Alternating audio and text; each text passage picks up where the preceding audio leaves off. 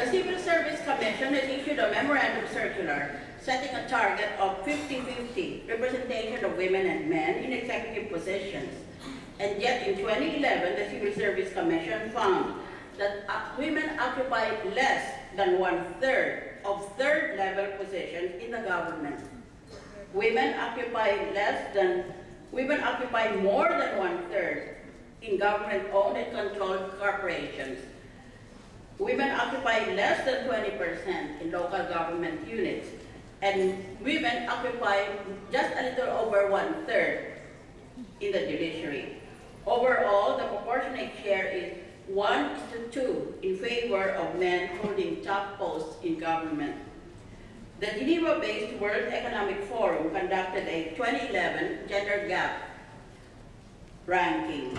There were 4 categories that determined the gender gap. These are 1, educational attainment, 2, health and survival, 3, economic participation and opportunity, and 4, political empowerment. In the first category of educational attainment, the Philippines was among the countries that were listed in the first rank, meaning that the number of females who attended elementary to college education is about the same as that of males. Pareho naman palang tagal ng eskwela namin ng mga lalaki sa Naro, bakit gano'n ang arte nila? In the second category of health and survival, the Philippines was also placed in the first rank. This means that in the Philippines, women and men have more or less the same life expectancy, which is affected by various factors such as disease, malnutrition, and violence, and may I ask, intelligence quotient. Yan ang matay sila ng maaga eh. But in the third category of economic participation and opportunity, the Philippines ranked only number 15 because of evident gaps between men and women in terms of work participation, remuneration, and advancement opportunities. And in the fourth category of political empowerment, the Philippines was ranked number 16 because of the disproportionate women-to-men ratio in government positions. Women as agents of change. When I was married on my wedding night,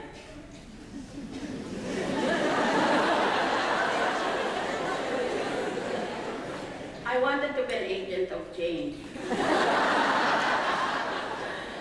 So I told my husband, we're going to do it this way. I go my way, and you go my way. Women as agents of political change. Research shows that the lawmaker's gender has a distinct impact on policy priorities. This makes it critical that women are present in politics to represent the concerns of women and other marginalized sectors. When women are empowered as political leaders, countries often experience higher standards of living with positive development in education, infrastructure, and health care. Pag may mga babae, talagang tumataas ang mga standards. After languishing in Congress for some 16 years, Republic Act No. 1035-4, or the Responsible Parenthood and Reproductive Health Act of 2012, also known as the Reproductive Health Law, was signed by President Aquino last 21 December 2012. Sobra na sa isang taon. As the principal author and co-sponsor of the RH law in the Senate, I saw how our women lawmakers, the medical community, and women's groups fought long and hard to pass this measure. I worked beyond my capacity to get this bill moving off the calendar where it had been tabled for decades so that we could at least vote on it. During the process, I had to educate the non-educable. So I cannot tell you how hard we all worked. The RH law affirms that reproductive care is a health right.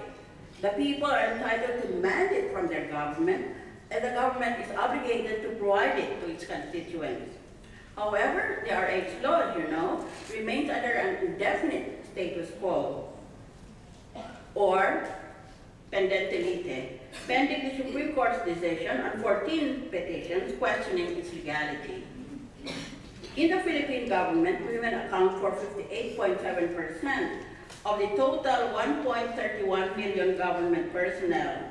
However, the women are more likely to be technical staff, while the men are likely to be clerks, managers, or executives. We have had female president, and now we have a female chief justice. But Congress has never had a female Senate president or a female speaker. Eh bakit gusto ko maging Senate president? Just because babae ako. Ayaw ko magnakaw sa mga Napoles NGOs. At lalo na, ayaw kong 38 ang mga hinida ko.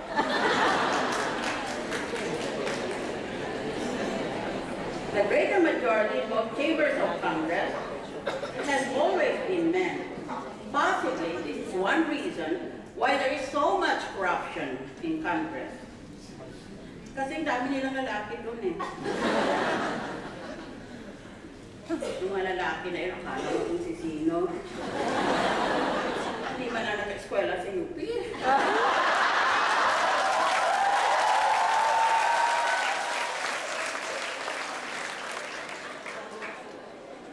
Kaya yung kalaban kong yun, best friend, Napoles, hinamon ko 2 beses, mamili ka, UP Diliman o UP Los Baños, debate tayo, ayaw niya. Kaya hinamon ko na lang siya ng suntukan, ayaw pa.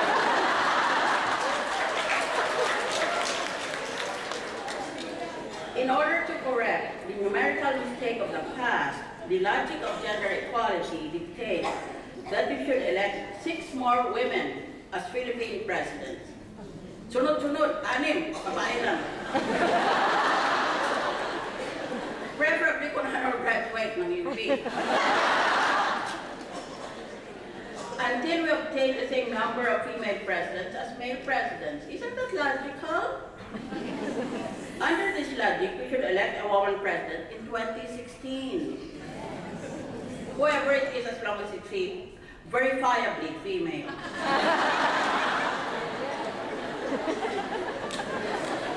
We should also vote for at least 6 qualified female candidates for the Senate in 2016, so that eventually we would have 12 male and 12 female senators at the same time. Women as agents of economic change. According to statistics, the vast majority of the world's poor are women. 2/3 of the world's illiterate population are women. While millions of people around the world eat 2 or 3 times a day, a significant percentage of women eat only once. Many women even deny themselves that one meal to feed their children. In many countries, women remain economically marginalized. The UN's MDT report for 2010 indicates that in South Asia, where we belong, and Sub-Saharan Africa, more than 80% of women workers are in some form of vulnerable employment with no benefits or security, low pay, and in many cases, no pay at all. Saka, minumolest pa sila. May sexual harassment pa. Kaya dapat sabihin nila sa mga lalaki, stop molesting me, you morons. I am saying that to the former Senate President of the Senate.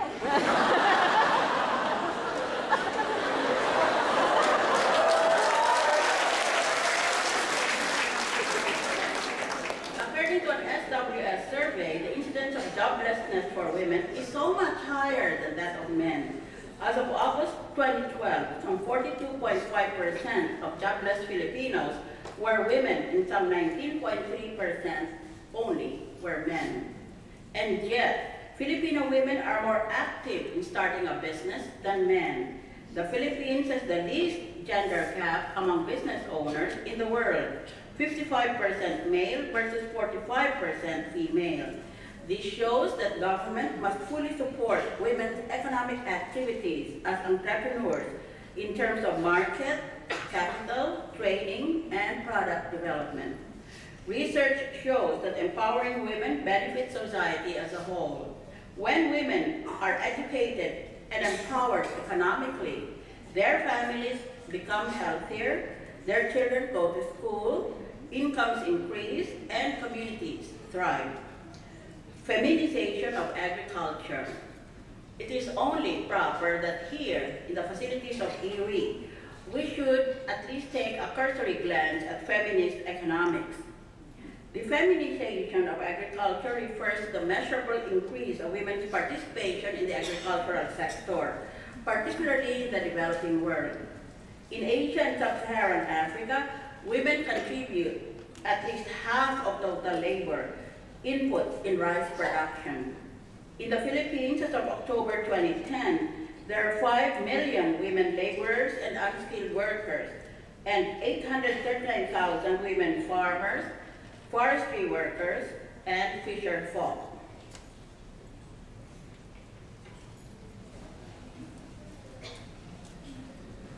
While women's role in the agricultural sector continues to grow, women are often poorer than their male counterparts. Their plot sizes are smaller. They have less access to productive resources like education, tools and seeds, and social connections like credit and market networks. The International Rice Research Institute leads the way in empowering women in the agricultural sector, and I congratulate you. I am fully grateful for the work you are doing in this country and for this region in this part of the world. The IRRI Training Center has trained 2,450 female scholars. From 2002 to 2012, the Institute has also given 200 women from 26 countries leadership training courses in agricultural research, development, and extension. The Food and Agriculture Organization of the United Nations has stressed the importance of developing rural female farmers organizations to improve the conditions of women in the agriculture sector and to address the larger problem of food insecurity. I salute the important work that Sulunang Pamayanan, an IRRI group of women leaders, is doing in promoting women's rights in agriculture.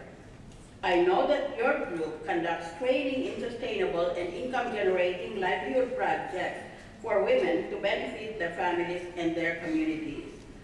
There are many, many things we can talk about when we talk of the role of women, but most particularly as agents of social change. We all remember when we were small, the only source of comfort in what was sometimes a threatening and sometimes an intelligible world was the arms of our mother. It is from mothers that we learn what the world is, what God might be, and what the future holds. And so let me end with this tribute to our mothers. When mother reads aloud, I long for noble deeds to do, to help the right, redress the wrong. It seems so easy to be strong, so simple to be true. Oh, thick and fast, the visions crowd when mother reads aloud. Thank you very much.